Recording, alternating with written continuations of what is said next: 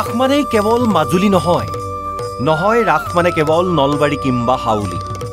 শৰতৰ পূৰ্ণিমা বিধৌত হ'ব লংকা পলাশবাৰী বাঁহীৰ সুৰত মোহনীয় হ'ব কুৰুৱা ৰঙিয়া অথবা জাজি মাজত মাত্ৰ এটা দিন বাকী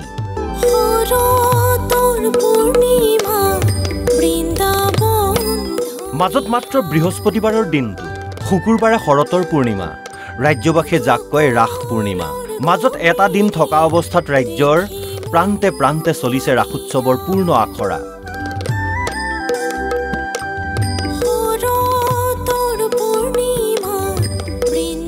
মাজুলী কিম্বা নলবাৰীৰ ৰাসৰ মহা আয়োজন আৰু উৎসাহ উদ্দীপনা জগতে জানে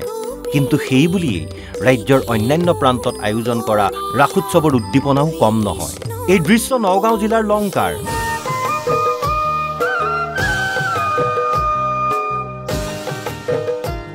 লংকাৰ ১ নম্বৰ কাকিটো দিন ৰাতি একাকাৰ কৰি কৃষ্ণলীলাৰ আখৰাত ব্যস্ত হৈ পৰিছে গাঁওখনৰ ডেকা জীয়ৰী বোৱাৰীসকল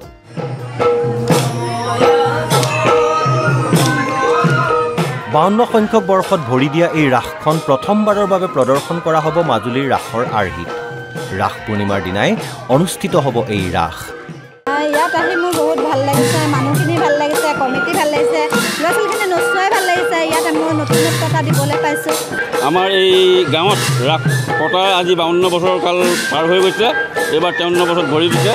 এইবাৰ সেয়েহে আমি উজনিৰ ফালৰ পৰা আনি বেলেগ এটা নতুনত্ব দিব বিচাৰিছোঁ যিটো নতুনত্বৰ বিষয়ে মই ক'ব বিচাৰিছোঁ আগতে আমাৰ ব্ৰজাৱলী ভাষাত ইয়াতে ৰাসখন অনুষ্ঠিত কৰা হৈছিলে এতিয়া আমাৰ কথাৰ ভাষাৰে যিটো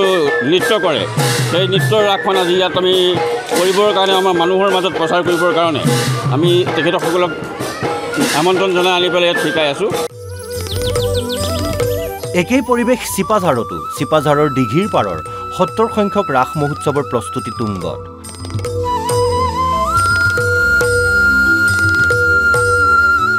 ৫ শতাধিক কিশোৰী যুৱতীয়ে মহাৰাসৰ অন্তিম আখৰাত ব্যস্ত হৈ পৰিছে দৰং জিলাৰ ভিতৰতে অন্যতম পুৰণি এই ৰাস মহোৎসৱ চাবলৈ উৎকণ্ঠিত হৈ পৰিছে দৰংবাসী ১৪ নৱেম্বৰৰ পৰা ১১ দিনীয়া কাৰ্যসূচীৰে অনুষ্ঠিত হ'ব এই ৰাস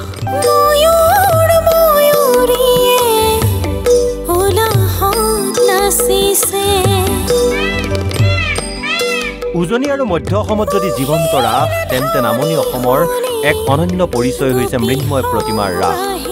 এই দৃশ্য ৰঙিয়াৰ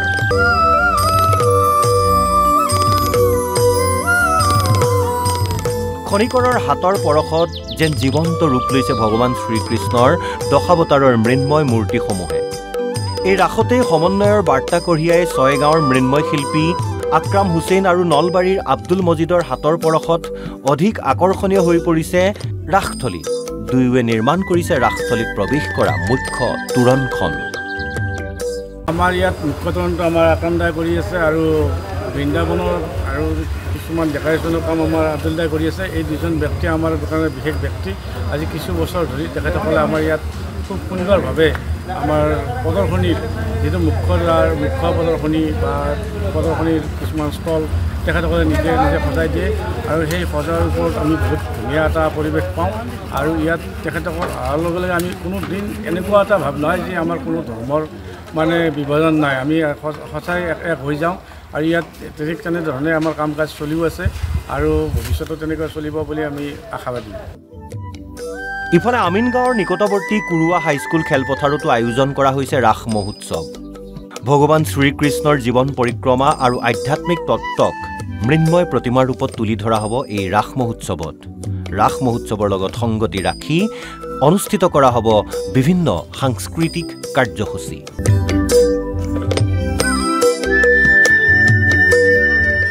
ব্যুৰো ৰিপৰ্ট NB নিউজ